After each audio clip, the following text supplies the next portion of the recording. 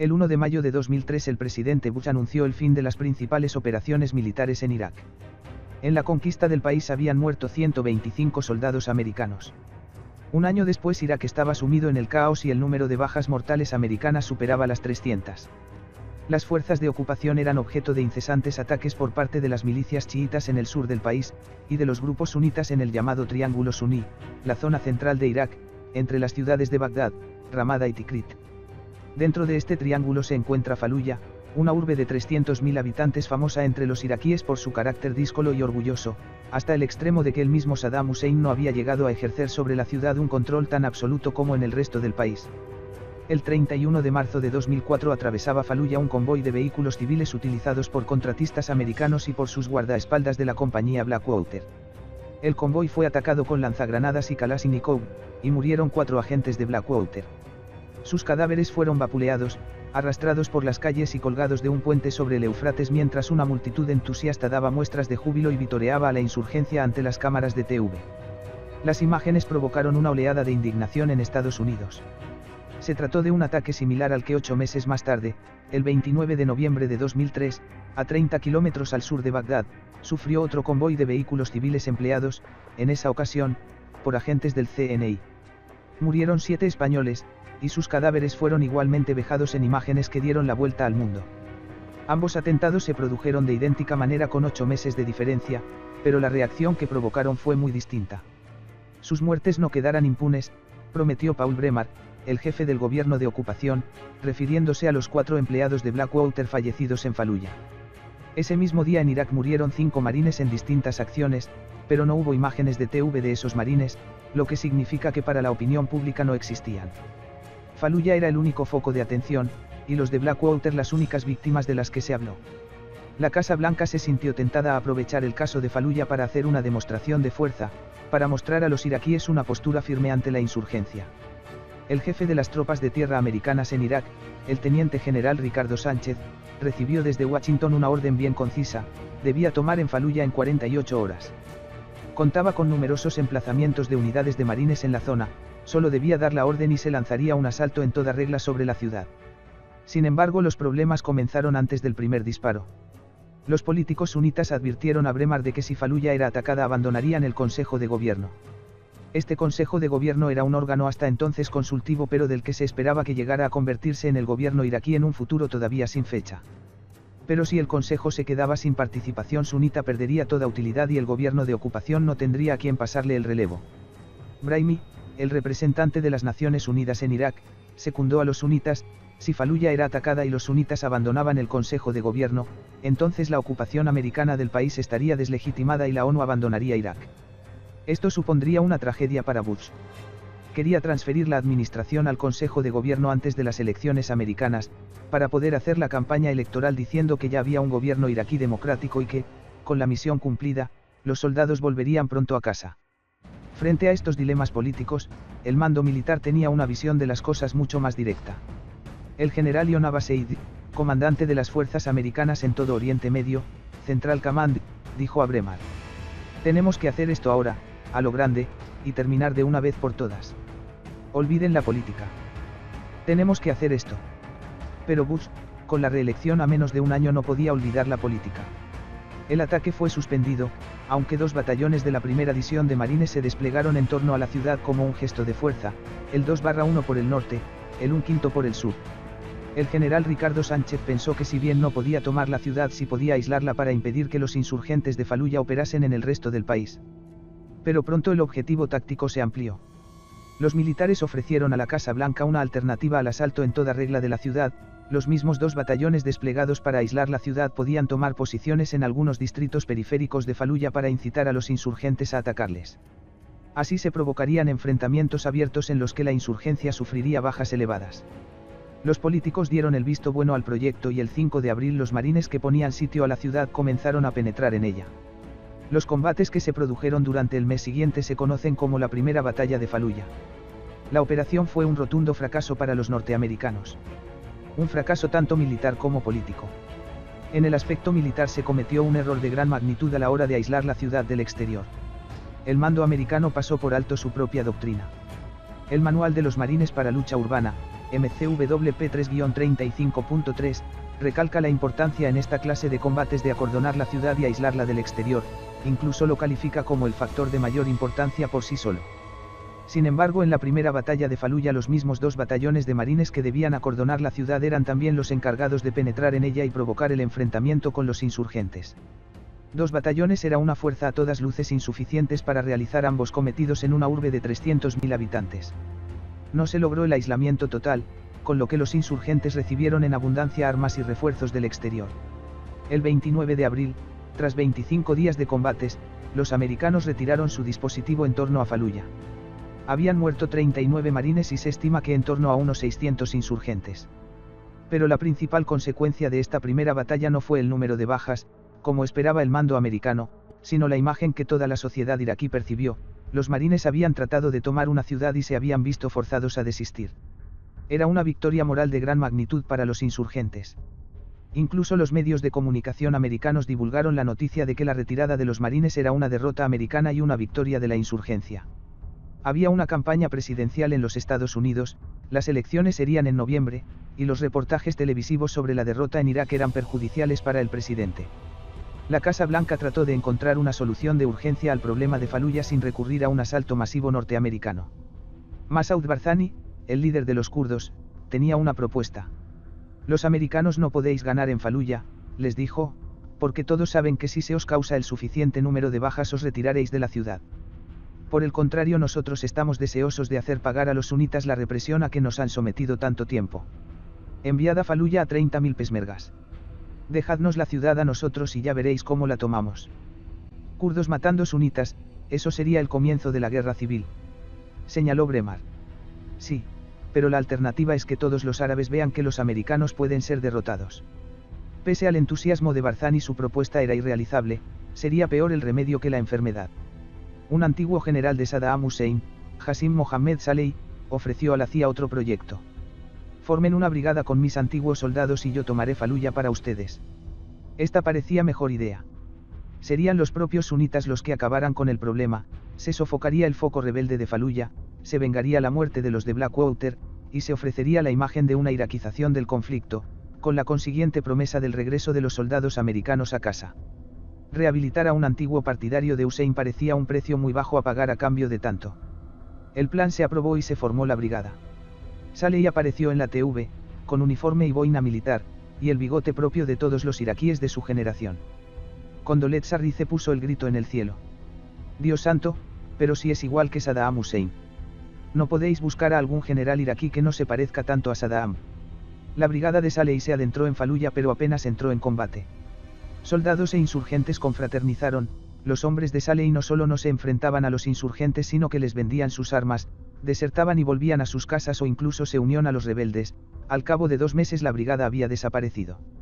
Se había pasado a las filas insurgentes con armamento incluido, las mismas armas que les habían entregado los norteamericanos se utilizarían en adelante contra los marines. Para el verano de 2004 era evidente que no había ninguna autoridad central en la ciudad. Por el contrario, se había convertido en el refugio de muchos de los que combatían la presencia de fuerzas extranjeras en Irak. El 24 de septiembre un portavoz militar americano dijo a ABC News que estaban seguros de que el líder máximo de la insurgencia, Abu Musab al-Zahraoui, se encontraba en Faluya con la mitad de los 5.000 hombres armados que se estimaba que componían toda la fuerza rebelde sunita en el país. Ajena a cualquier control externo, Faluya era en la práctica una ciudad-estado islámica, totalmente independiente del gobierno de Bagdad. Con las elecciones americanas a la vuelta de la esquina, el presidente Bush tuvo que acceder finalmente a lo que los militares le habían propuesto desde un principio: tomar la ciudad y hacerlo a lo grande. El 14 de octubre los americanos cerraron todos los accesos a la ciudad y advirtieron a los notables de que Faluya que se iba a lanzar un asalto a gran escala y que la población civil debía abandonar la localidad. La insurgencia respondió al nuevo cerco intensificando los ataques. El 29 de octubre 8 marines murieron por la explosión de un coche bomba cerca de Faluya, y otros 9 marines resultaron heridos en otra parte de la provincia. A diferencia de la primera batalla de Faluya, en la que 2 batallones debían aislar la ciudad y penetrar en ella, en esta ocasión se asignaron claramente a distintas unidades ambas misiones. La conquista de Faluya era el objetivo de 6 batallones, 4 de la primera división de marines, 3/1, 3/5, 1/8, 1/3, y 2 del ejército, 2/7, 2/2, con el apoyo aéreo directo del 3 era la de los marines, un centenar de aviones y helicópteros. A esto se sumaba el regimiento británico Black Watch, el 36 Batallón de Comandos iraquí, una unidad pesmerga, la más fiable y eficaz de todo el ejército iraquí, y 4 batallones iraquíes regulares. Estas unidades adicionales tenían objetivos muy concretos. Los Black Watch debían mantener el frente sur y hacer creer a los insurgentes que el ataque se lanzaría por allí. Los pesmergas debían ocupar el hospital de la ciudad, para evitar que los insurgentes heridos regresaran a la lucha tras las curas. Los 4 batallones sunitas, 2000 hombres, eran los encargados de tomar las mezquitas, para evitar que los soldados americanos profanasen esos lugares con su presencia.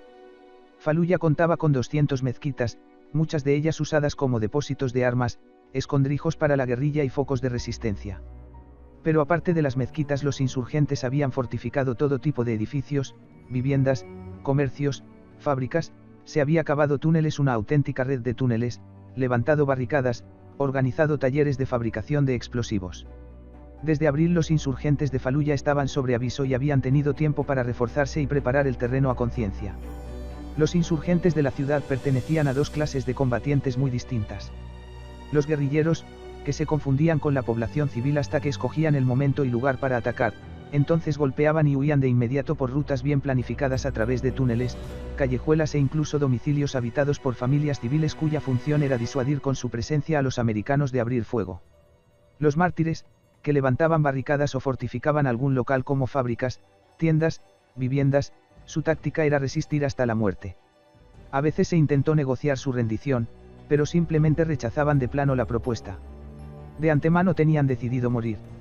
Ambos grupos usaron las mismas clases de armas, AK-47, RPG, granadas de mano y ametralladoras emplazadas en lugares bien protegidos. Según estimaciones oficiales, el 75% de la población no beligerante se había marchado, haciendo caso de las advertencias del gobierno de Bagdad. En total podían encontrarse en la ciudad unas 75.000 civiles desarmados y entre 2.000 y 3.000 insurrectos. Pero las cifras eran solo estimaciones, nada era seguro. El día D fue fijado para el 7 de noviembre de 2004. El nombre de la operación fue inicialmente Phantom Fury, pero fue rebautizada para darle un nombre menos americano y más árabe, Operación Al-Fajr, Amanecer. El día 5 de noviembre comenzó la fase previa. El gobierno de Bagdad declaró el estado de emergencia, y se lanzó sobre la ciudad una gran cantidad de panfletos que pedían a los ciudadanos que abandonaran la ciudad o, en caso contrario, no salir de sus viviendas ni utilizar sus vehículos en los días siguientes. Se lanzaron ataques aéreos sobre objetivos seleccionados en base a imágenes aéreas y de satélite. Todo automóvil que se detectara que estaba aparcado más de 3 días en el mismo lugar era destruido. Con frecuencia se produjeron explosiones secundarias, lo que indicaba que se trataba de coches bomba. La primera división de caballería blindada acordonó la ciudad, impidiendo todo acceso a ella, y además inspeccionó a conciencia todos los pueblos de los alrededores, en previsión de posibles ataques de retaguardia sobre las fuerzas del cordón. Se dispuso el empleo de artillería pesada, que en abril no se había empleado por miedo a la mala imagen que daría emplear obuses pesados contra una ciudad. En esta ocasión además los marines podrían pedir a la aviación el empleo de bombas de 500 libras señalizando el edificio objetivo con láser. Se establecieron posiciones obstructoras en el sur, este y oeste de la ciudad, para evitar por esos lados la llegada de refuerzos a los insurgentes, o su huida. En el sector sur se hizo un despliegue adicional de fuerzas con vistas a hacer creer a los insurgentes que por allí se lanzaría un asalto. Ese despliegue estuvo a cargo de los Black Watch británicos. La noche del 6 de noviembre, el día anterior al asalto, avanzaron fuerzas en el este para tomar los puentes sobre el Éufrates y el Hospital General. Este último se ocupó con tropas iraquíes, el 36 Batallón de Comandos, en realidad una fuerza pesmerga, las tropas iraquíes más fiables. La importancia militar de controlar el hospital era proceder a la detención de quienes acudieran a él con heridas de combate. 7 de noviembre. El primer ataque de la operación Dawn al-Fajr se produjo a las 7 hora local, cuando los marines ocuparon un bloque de apartamentos de 8 alturas, uno de los más altos de la ciudad, en la esquina noroeste de la urbe. Allí se apostaron los francotiradores del 3/5, además de ametralladoras y morteros. Simultáneamente los marines del 3/1 tomaron la estación de ferrocarril, en la que los ingenieros abrieron una ruta a través de las vías para la entrada de tanques e Abrams y vehículos Bradley. Tras la captura del hospital, los puentes y el acceso ferroviario, los siguientes objetivos eran los distritos Jolan y Ascari, 2 grandes barrios que constituían prácticamente toda la mitad norte de la ciudad. Ambos distritos eran considerados hostiles, especialmente Jolan, al que inteligencia consideraba el granero de la insurgencia en Faluya. 8 de noviembre. Comenzó el asalto masivo, con la ocupación de ambos distritos.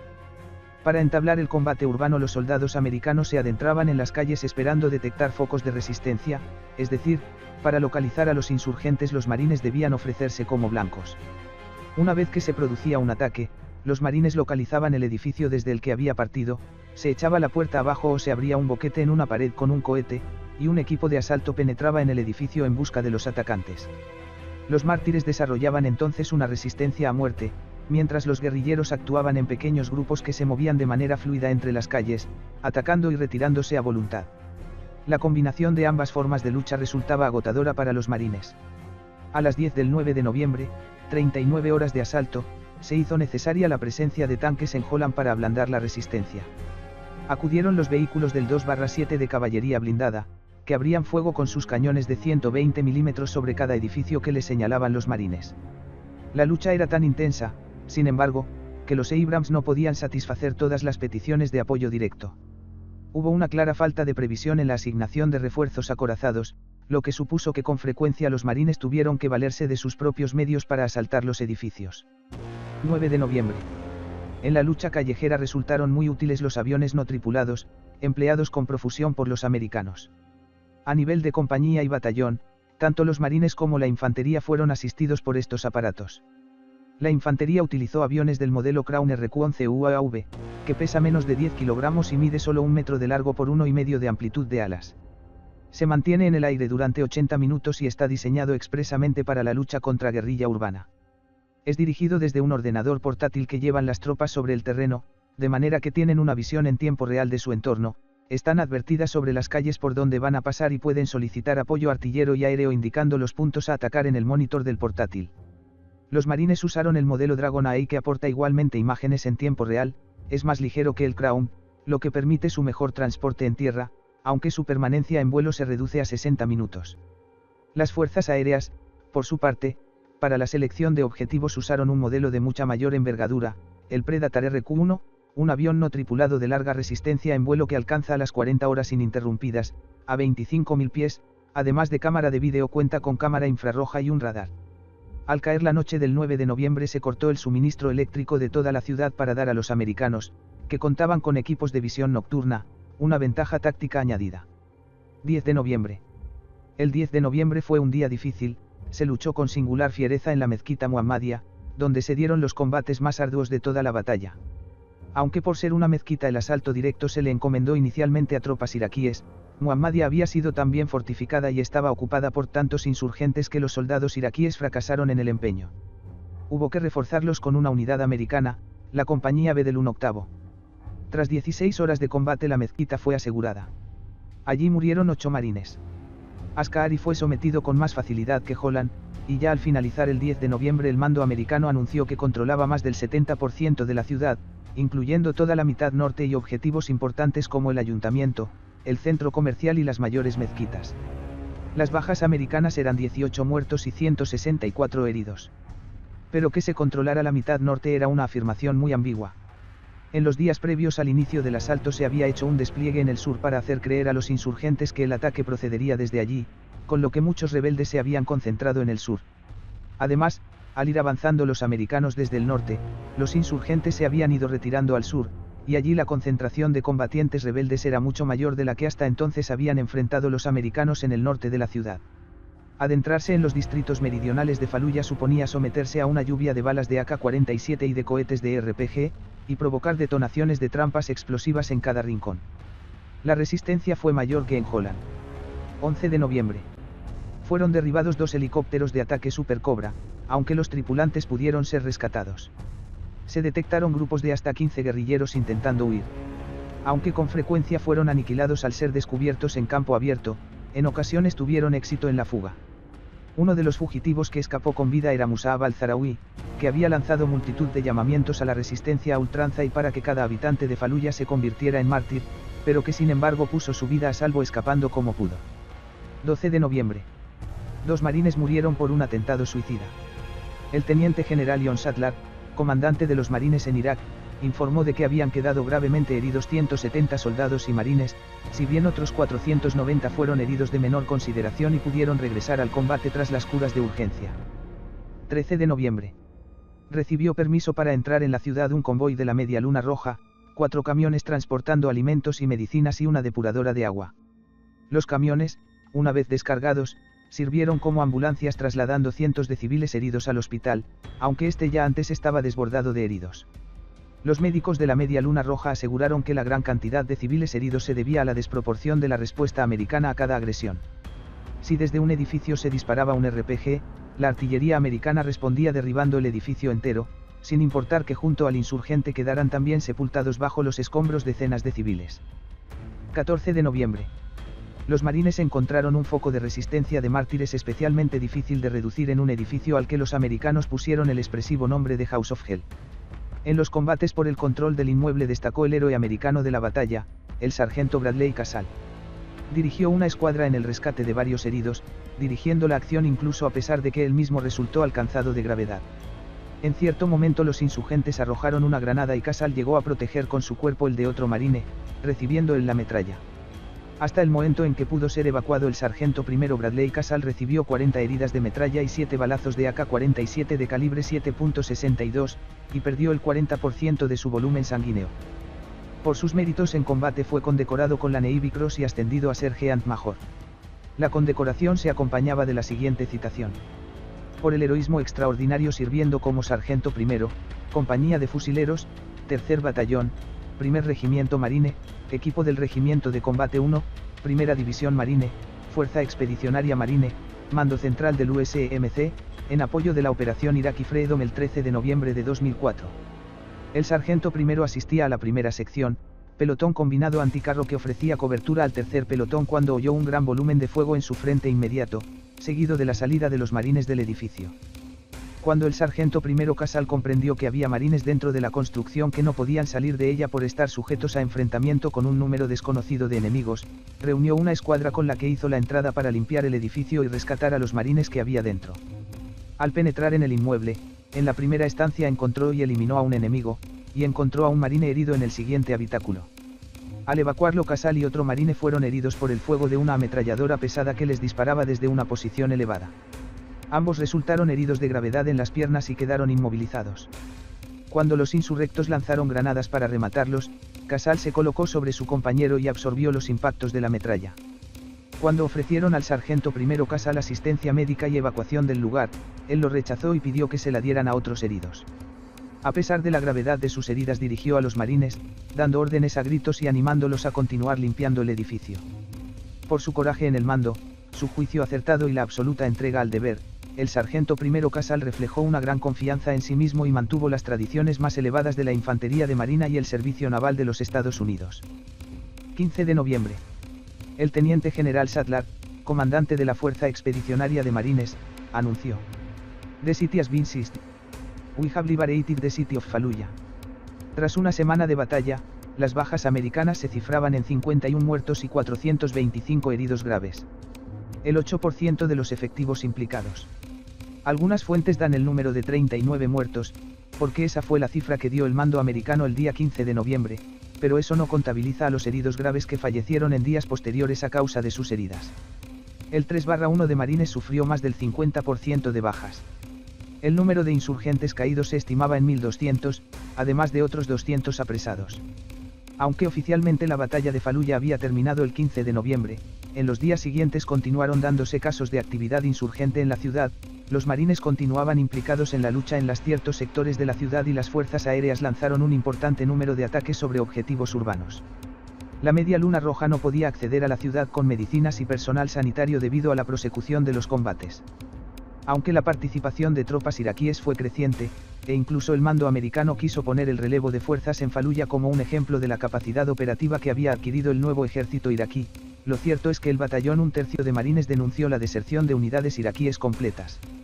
Al continuar la lucha más allá del 15 de noviembre, algunas fuentes desestiman la cifra oficial de americanos caídos en la batalla, 39 muertos, y llegan a elevar la cifra a 133 muertos hasta la conquista total de la ciudad.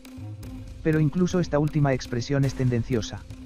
Fallujah no fue conquistada, Fallujah fue destruida.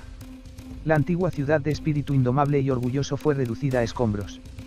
Puede decirse de esta batalla lo que Cayo Cornelio Tácito escribió en la Vida de Julio Agrícola, en la que un caudillo de los britanos, derrotado por Roma, dice de las legiones conquistadoras, crearon un desierto y lo llamaron paz.